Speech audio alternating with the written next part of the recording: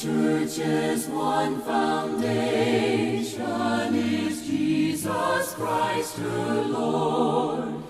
She is his new creation. Well, good evening, everyone. It's good to see everyone this evening. Really appreciate your presence, especially if you happen to be visiting with us online. We appreciate your coming to join us in Bible study, which for this evening, Hosea chapter 8, if you'd like to be turning over there. And I'm going to have Brother Charles, or someone in the back, operating the slides because I didn't realize my battery on my iPad had gone. So, anyway.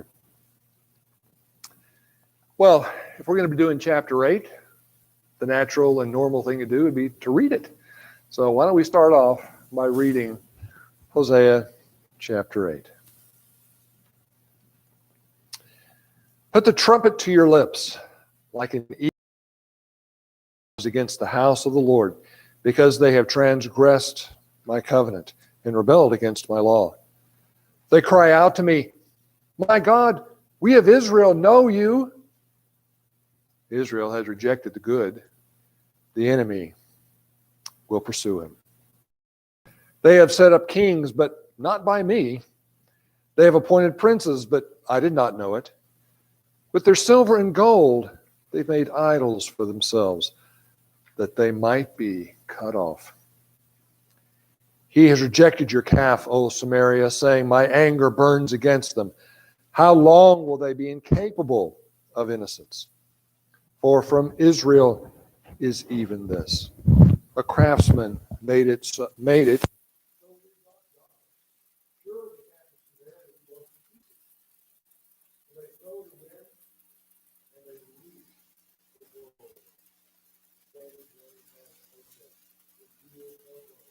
Yield.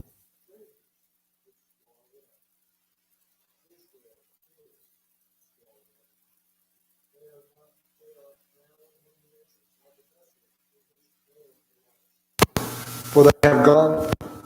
Wow. Excuse me, I have no idea what's happening here. Am I okay? I'm not okay. Wow, excuse me. For they have gone up to Assyria like a wild donkey all alone. Ephraim has hired lovers. Even though they hire allies among the nations, now I will gather them up, and they will begin to diminish because of the burden of the king of princes. Since Ephraim has multiplied altars for sin, they become altars of sinning to him. Though I wrote for him 10,000 precepts of my law, they are regarded as a strange thing. As for my sacrificial gifts, they sacrifice the flesh and eat it, but the Lord has taken no delight in them. Now he will remember their iniquity and punish them for their sins. They will return to Egypt. For Israel has forgotten his maker and built palaces, and Judah has multiplied fortified cities. But I will send a fire on its cities, that it may consume its palatial dwellings. Wow, not just a whole lot of hope in that one. Pretty dark. God clearly is rather angry. And it starts off with a reference to trumpets. Dun, dun, dun, dun, dun, dun. What are trumpets about whenever you read them in the Old Testament? Yeah, it's about war. It's what would sound if normally you would have watchmen on the walls of a city, and if they saw something looked like an army coming their way, well, the first thing they would do is blow the trumpet because they wanted everyone to know what was going on. We need to get ready. We need to shut the gates. We need to pull in supplies. We need to prepare for all of this because war is coming. And that's what the trumpet here is referencing. In fact, after a fashion, you might almost kind of think about it perhaps in terms of being several trumpets being blown here, because he is going to be talking about several different sins or things that he has against Israel that is going to be talking about, and about which he is going to be punishing them. But he does go on here to talk about, like an eagle, the enemy comes against the house of the Lord. What's the meaning of the enemy coming like an eagle? Mess around when he flies high and goes where he wants to go. And he's quick. And he's quick. You know, he comes out of nowhere and bang, you're done. Yeah. Eagles sometimes are not and quality. Yeah, it's true. It's true. The point here essentially, however, is very simply this, that it is a matter of swiftness. Frequently, whenever you see eagles being referenced in the Old Testament, it has a lot to do with swiftness, that it's just that quick. And that's what he's talking about here. The meaning of the eagle is probably a great deal about swiftness, although it certainly could be also about carrion creatures, vultures. Yeah. So why are all these things happening? He says these things blow the trumpet, the enemy's coming like an eagle. Why, Lord? Why? They have transgressed my covenant, rebelled against my law. Same law, same covenant that they had at one point in their history, all said, yes, we'll obey. Yes, we will keep this covenant. Yes, we will do what you say, anything that you say, Lord. But, of course, there will be some, as it points out here, that will cry out to them, my God, we of Israel know you. What had God been asking for all this time in the book of Hosea? Come to know me. Come to know me.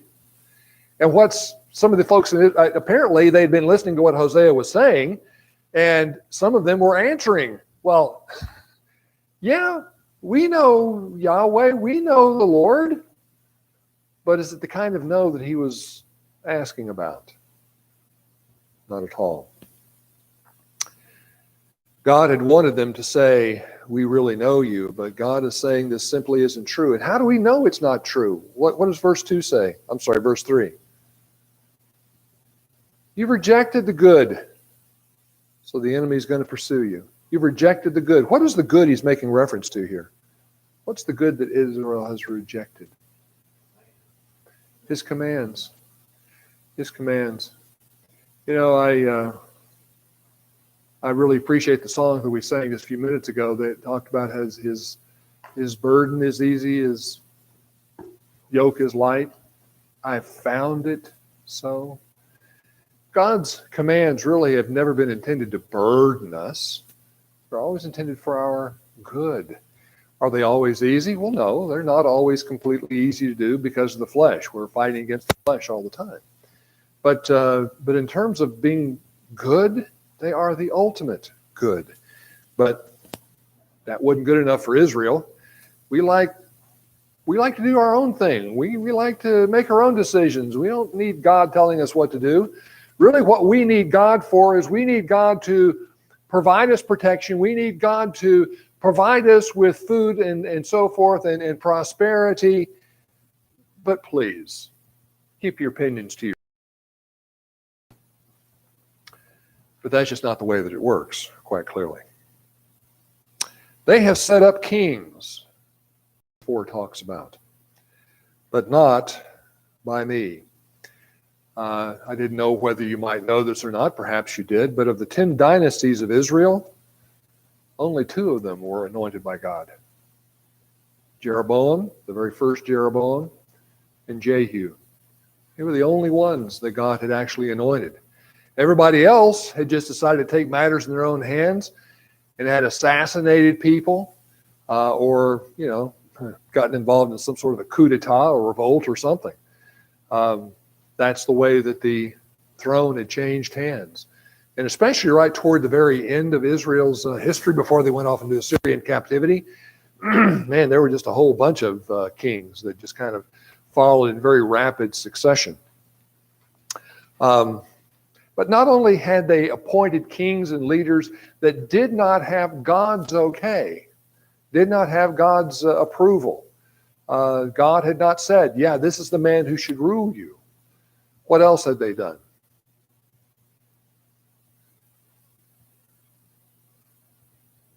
What had they done with? They had made idols to worship out of what? I mean, it's fairly, I'm not looking for rocket science. Out of silver. What is silver and gold? That was legal tender back in those days. I've made you prosperous. I've given you silver and gold. I have done all of these things. And what have you done with the very gifts I've given you? Turned it into idols. That's a little bit like, I don't know, perhaps you giving a gift to a child and having them turn around and use it in a way that is most offensive to you. It's kind of a slap in the face, sort of an insult of sorts. You've taken the silver and gold that I provided for you. And what'd you do with it? You turned around and made an idol out of it. Great. Clearly we have some mixed up priorities here. With their silver and gold, they have made idols for themselves. And what's going to be the result of all that? What does it mean to be cut off? You read this every once in a while in Scripture, especially in the books of Moses and so forth. What does it mean to be cut off?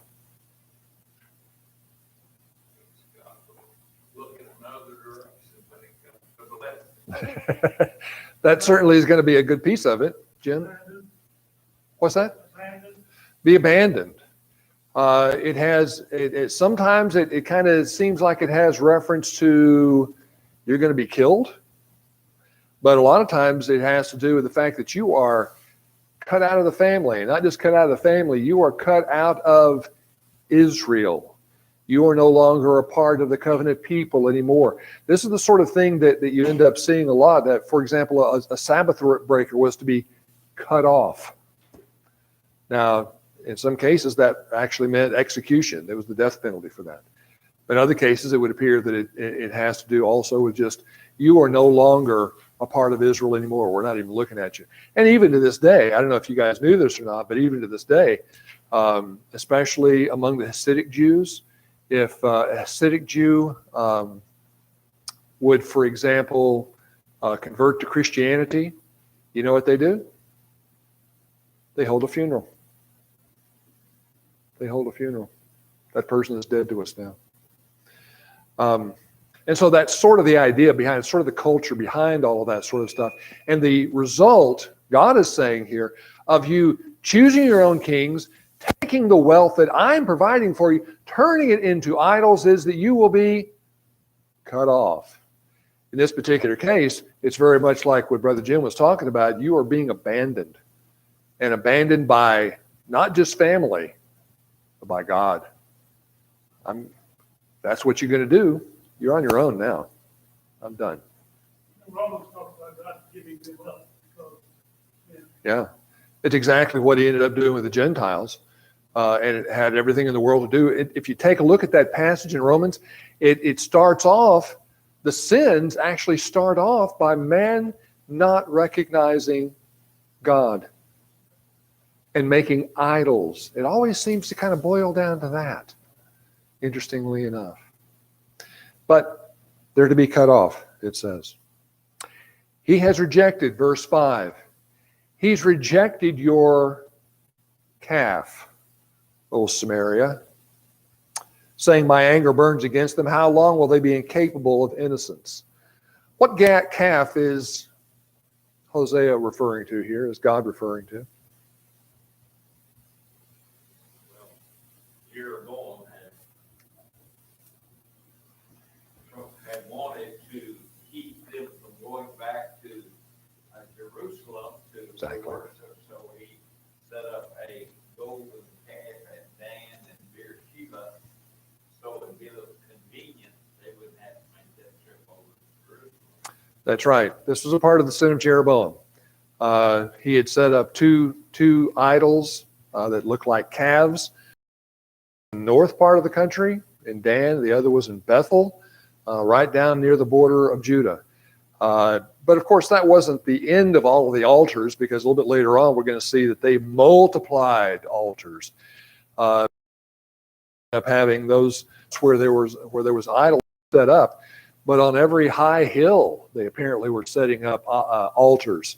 Now, whether that also included idols or not is anyone's guess, but my guess would be, yep, probably so.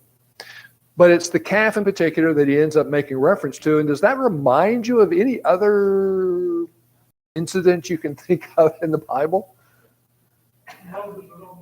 Yeah, when Moses was on Mount Sinai and he comes down, and what have they done? Has made a calf, and everybody's rejoicing, even though the calf, by the way, and incidentally, just as a reminder again, the calf was not actually representing a different god. The calf was representing Yahweh. But that wasn't pleasing to God. He said, really, no images. And actually, there's a great deal of wisdom behind that, because if we start thinking of God in terms of physical things, well, that automatically starts diminishing God and his power and his essence, his nature, who he is, because God is not flesh and blood. What is God made of? Spirit. God is spirit. And there is nothing like him in this world. Nothing like him in this world. Really important thing to keep in mind. If we can somehow or the other turn God into a thing that we can touch, then the human tendency is to think, if I can touch it, I can control it. That limits us. Yeah, it limits us too, doesn't it? Because, among other things, and this is going to be one of the complaints that God's going to make against Israel. Your gods are being made by the hands of men, of all things. And you call that a god? Don't you kind of have things reversed a little bit? Isn't it God that's supposed to make man, not man that makes a god? And he says, you Israelites ought to know that. If anybody should know that, you should know that. But apparently, you've forgotten about it. So in any case, he says, I've rejected your calf, O Samaria. My anger burns against them. How long will they be incapable of innocence? And this is the reason I was asking a minute ago, does this remind you of any story? And of course it does. Book of Exodus, right? In chapter 32, where the golden calf incident happens. They had been idolatrous for quite a while. He's saying, how long will you be incapable of innocence? How long will it be that you will just decide to revel in your idolatry, revel in your lawlessness, revel in your disobedience to me? How long? How long is it going to take? How many generations have to pass? How many centuries have to go on before you finally get it? Now, of course, it kind of sounds like I'm wagging my finger at them. Do we have our own idols these days? Oh, sure. We've all got our own idols. But there's things that we need to learn about this. God just doesn't like idolatry. God's middle name, as it were, he tells us himself. My name is jealous. Jealousy, by the way, is not necessarily a bad thing. We think of jealousy as being a bad thing and so forth, but jealousy is a bad thing only if you don't really have the right to claim the thing. Jealousy that a husband might have towards a wife who might be fooling around is a perfectly legitimate emotion, to be jealous about that. Now, sometimes teenagers kind of get jealous of each other and because of boyfriend and girlfriend things or whatever, for which they really don't have any right because they don't belong to each other. But did Israel belong to God? Israel belonged to God and had every reason in the world to be jealous. Every reason in the world to be jealous. And we need to consider that as well, because if we are the new chosen people, if we belong to God, what should we be doing? Pleasing Him. Not giving Him, exactly, not giving Him cause to be jealous. Not giving Him cause to be jealous. And it's kind of interesting, verse 6. And I don't know how, does anyone else, is there like a New International Version among us anywhere? How does verse 6 read there? They are from Israel. This cat, a craftsman, has made it. It is not God. It will be broken in pieces. That calf of Mary. Okay. My New American Standard says, "For from Israel is even this," which sounds a bit like Yoda talk, if you know what I'm trying to say. How could such a thing come from Israel? That's right. Which is, yeah, exactly. Of all of the world, Israel should know God. Exactly. Which is what he's saying. And this idolatry, this calf, this is coming from Israel? Really? That's the impact of what he's saying here. It's kind of a short sentence, but what can we read here in a sentence like that? What's going on with God?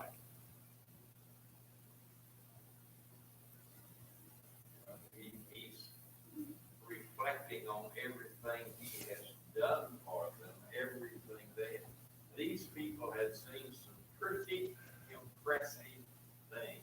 They'd witnessed the plagues. Mm-hmm. They had witnessed the Red Sea literally opening up and letting them cross on dry ground. They had witnessed the destruction. They'd eaten manna for 40 years, for crying out loud. All these things. And God hadn't stopped the miracles when they crossed over in the land of Canaan. God continued to, slaying giants and on and on and on we could go. Was God in their lives? Oh my, yes. Had He proven Himself that He was really there? Oh my, yes. And God seems to be almost incredulous about what's going on here. Are you kidding me?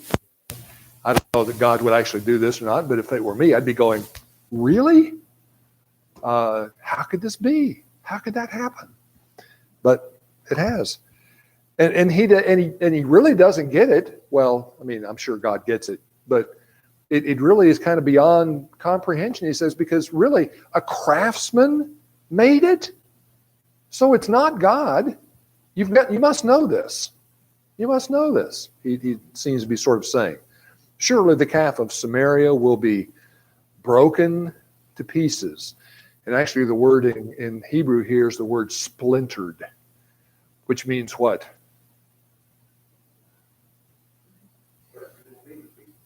Yeah.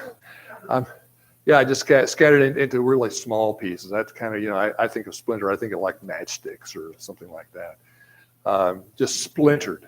It'll be destroyed, which again kind of recalls a little bit of what happened even back at Sinai, right? What happened after Moses came down and got angry at everybody? What did they do with the calf? Ground it up, made them put it in the water. I don't know. It wouldn't taste too good. Moses ground it up in the powder, put it into the water, made the people drink it. This is your God? You're Yeah. drinking. You're drinking your God? There you go. So these are things that God is just having, is trying to reason with them. Really, guys? Really, Israel? This is what you're hand making a God and then thinking that it can do things for you? Really? I'm the only God. Why are you doing this? Your calf is going to be broken to pieces. Verse 7. You ever heard of this verse before? They sow the wind and they reap the whirlwind. The standing grain has no heads, it yields no grain. Should it yield, strangers would swallow it up. What is the symbol that wind represents in Scripture most of the time?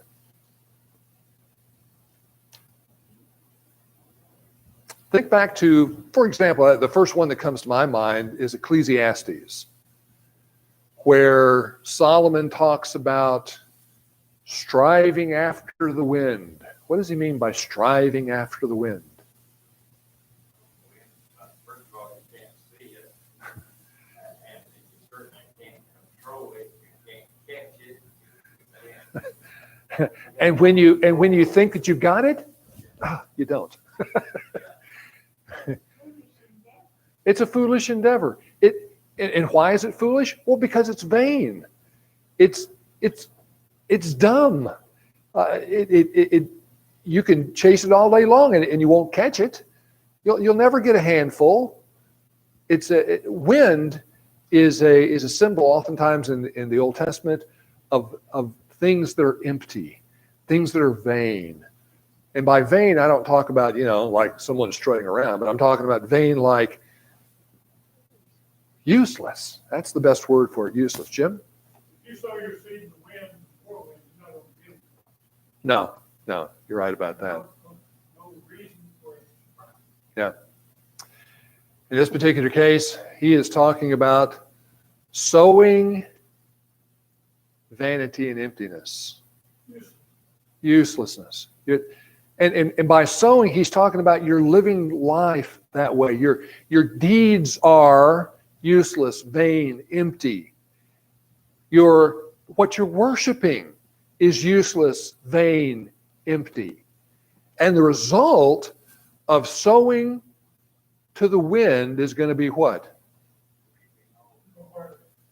Now, there's a difference, isn't there, between a wind and a whirlwind. Now, we don't see all that much of whirlwinds up in New England, but you guys do, right? Come springtime, it's time to start dodging the tornadoes. How destructive are tornadoes? Incredibly destructive. They just leave a path of destruction depending on how wide they are. As far as they're on the ground, they just destroy everything, and you find yourself, no pun intended, blown away by the kinds of things that it will destroy. And that's kind of what he's trying to get to here. You have sown the wind, and you're going to reap destruction. You've sown vanity. You've been following vanity and emptiness.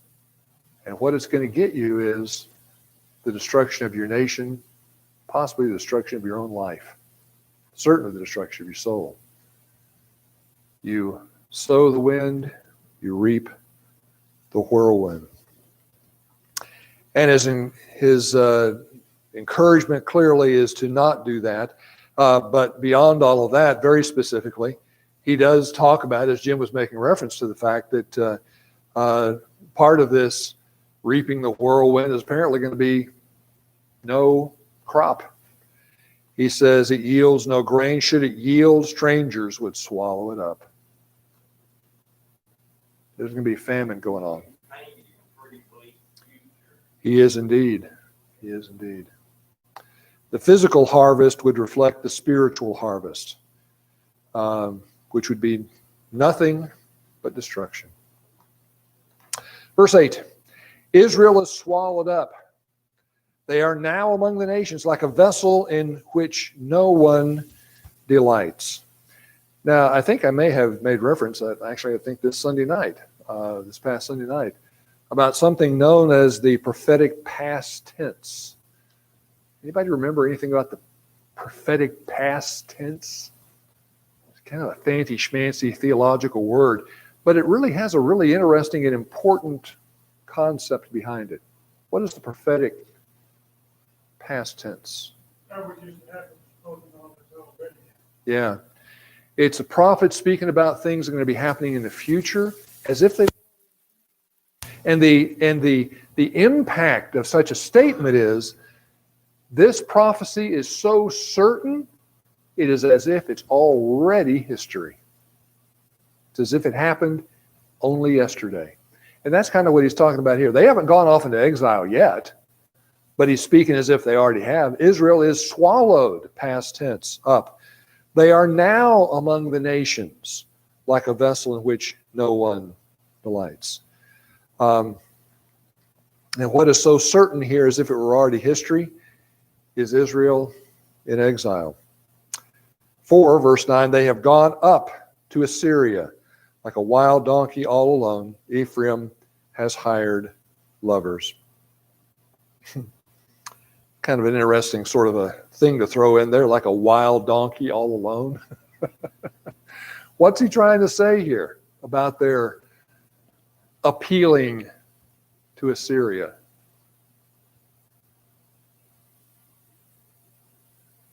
I think he's trying to say that was a dumb move. As we're going to see just a little bit later on, he's going to expand on this just a little bit. Assyria as an ally? Really? Assyria was not going to be an ally. Assyria would come out and probably kick out the guys that you had beaten up on you, but he was the bigger bully than the bully that he was taking care of. That was the problem. Assyria was not going to be really a friend to Ephraim. And the reason, of course, that Israel was looking to Assyria for help had a lot to do with some of the neighbors they had around them, specifically the Egyptians, who were really trying pretty hard to become a new empire of their own. But of course, Assyria was too. The difference between Egypt and Assyria, though, is that in comparison, Egypt was kind of the nice guys, whereas the Assyrians were maybe a little bit closer to the Nazis. Man, I mean, when they came through, they didn't leave anything breathing. In fact, I think we've talked about this before, on the walls of the king of Assyria, it looks like Halloween, because man, they have him. He made sure that he had carved into his walls impaled men, beheaded men, cities that were aflame, all kinds of terrible things that he had done. Piles of hands. And by the way, although that sounds pretty grotesque to us, and it is pretty grotesque, the piles of hands was symbolic of the number of people they had killed, because that's the way in the ancient world that you would take account, as it were. You would have all have their right hands cut off, and you'd bring them to the king to show how many people have been killed of the bad guys. And so on these reliefs, there are piles of hands to show hundreds, thousands he had killed in his war. So these are the people that Israel was coming and saying, hey, protect us from the bully called Egypt. And Assyria is going, sure, no problemo. Be happy to. I can do that for you. And later on, by the way, I'm going to raise your taxes in a really serious way. Ephraim has hired lovers. And when you've got to hire a lover, you might be just a little bit desperate. Verse 10, even though they hire allies among the nations, now I will gather them up, and they will begin to diminish because of the burden of the king of princes. Who is this king of princes?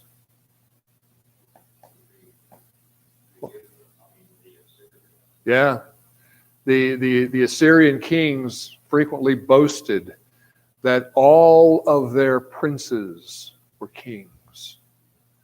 And so if that were true, then this particular guy would be a king of kings, as it were. And that's kind of what he's boasting here. He says, you guys are all the allies you want.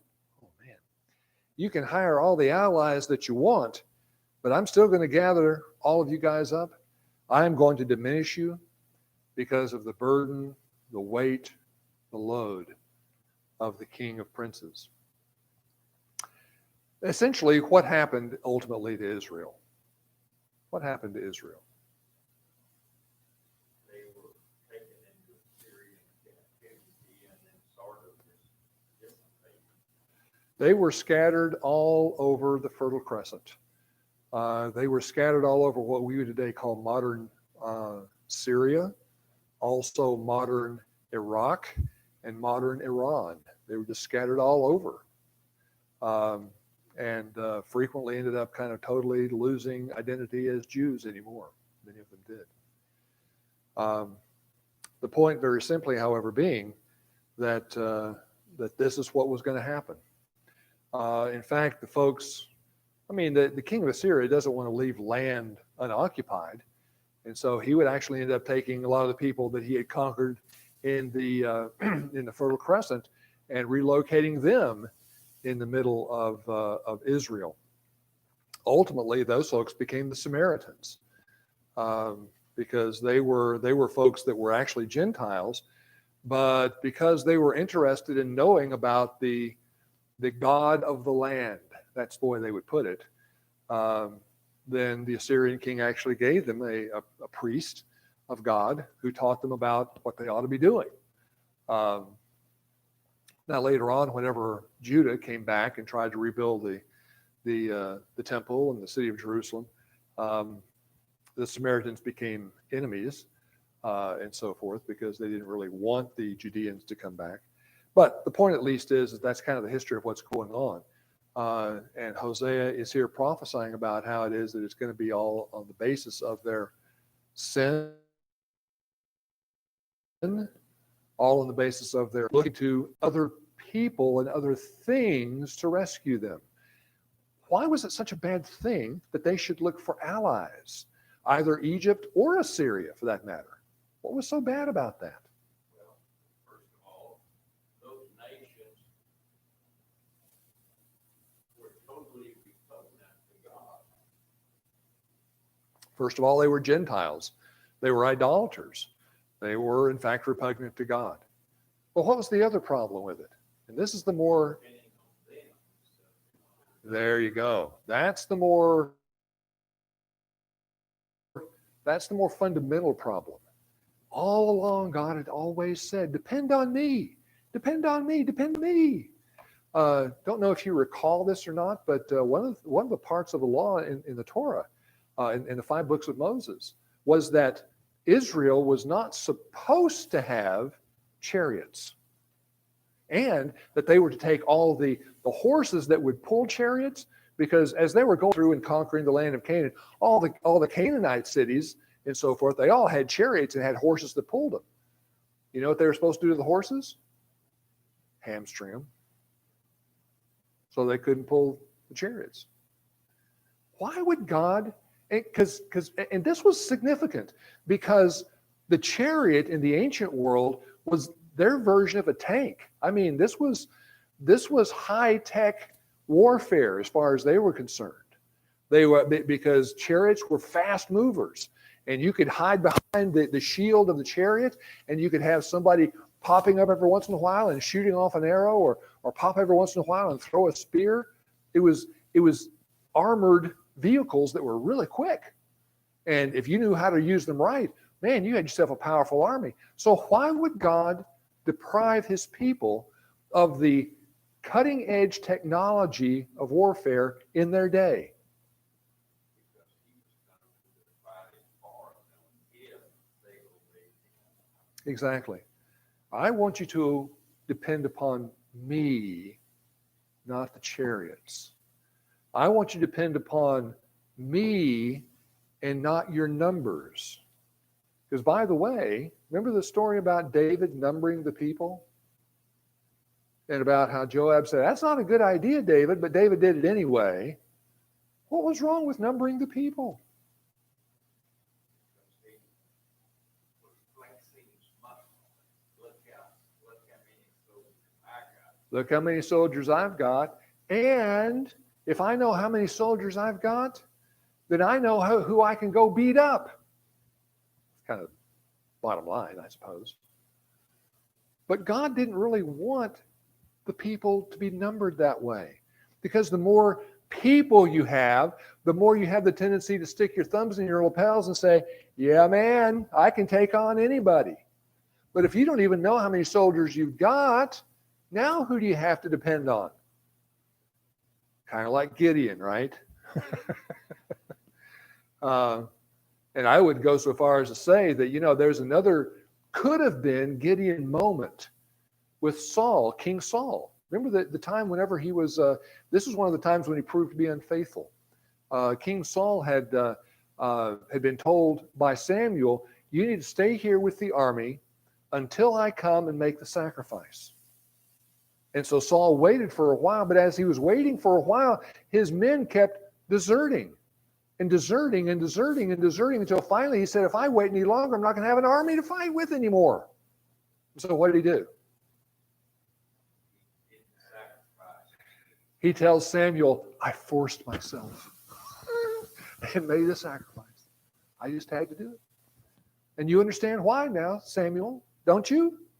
And Samuel said, no, we're going to replace you with a man after God's own heart. That's what we're going to do. But I think King Saul missed an opportunity to be another Gideon. Because just exactly as, now his son Jonathan knew that. Remember, there's another, it's actually in the very same story. Jonathan and his armor bearer go up and attack a small troop of Philistines. And one of the things that Jonathan says, God is not limited, I'm paraphrasing here, but God is not limited to save by many or by few. And what does Jonathan and his armor bearer do? They whomp them bad. They whomp them bad and actually start the victory that ultimately Israel enjoyed. Because God is not limited by how many people you've got. The point being very simple here is that God really wants us to depend upon Him, not our strength, not our numbers, not our bank account, not any of the usual things that people think are so important. He wants us to depend upon Him. Well, verse 11, and then I've got to kind of finish. Ephraim has multiplied altars for sin. How many altars did God authorize? One. But they have been multiplying these altars for worshiping idols and false gods. He said, in verse 12, I wrote for them 10,000 precepts of my law, but they're regarded as a strange thing. And this word for strange thing is actually the same word for a foreign thing. Now, we may know about foreign culture and foreign customs and that kind of stuff, but is that anything that really affects us personally? Not really. Oh, that's kind of interesting that the Italians after dinner, they go walking around the streets and visiting with their neighbors. That's a custom of theirs. But it's kind of interesting to know, but doesn't affect me. And he's saying the same thing is going on here.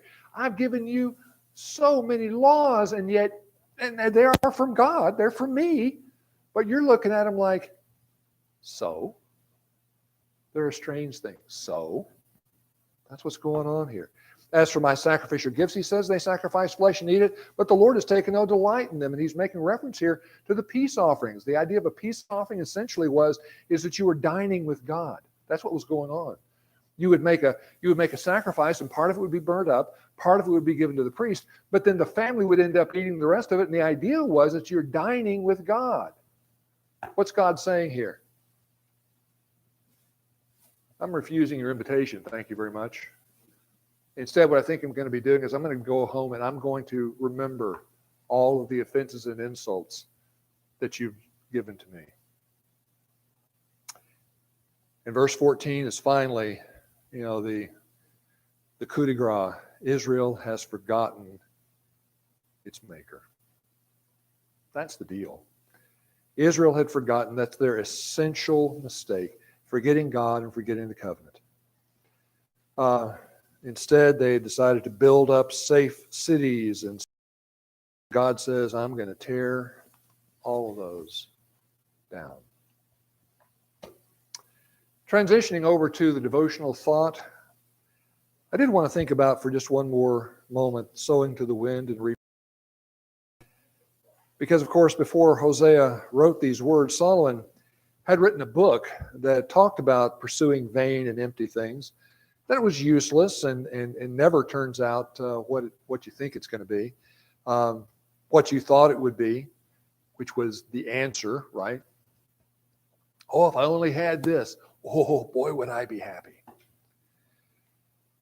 Hosea goes a step further, though, and notes that pursuit of vain and empty things would not only end up going, ending in nothingness, but worse, bring destruction.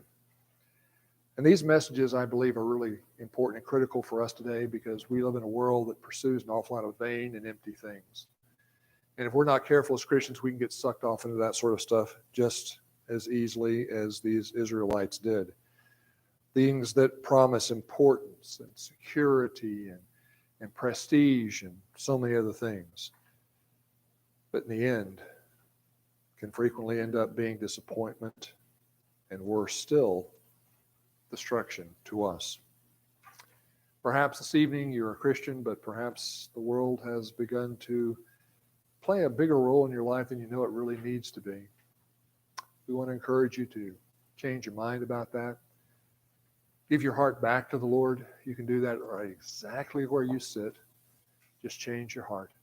But if it happens to be you'd like to ask for prayers, we stand ready to pray with you. If you're not a Christian, we encourage you to become a Christian and to know this evening that if you were to die this very evening, you'd be going to heaven.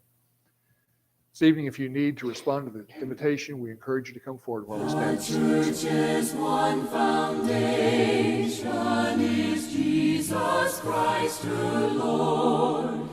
She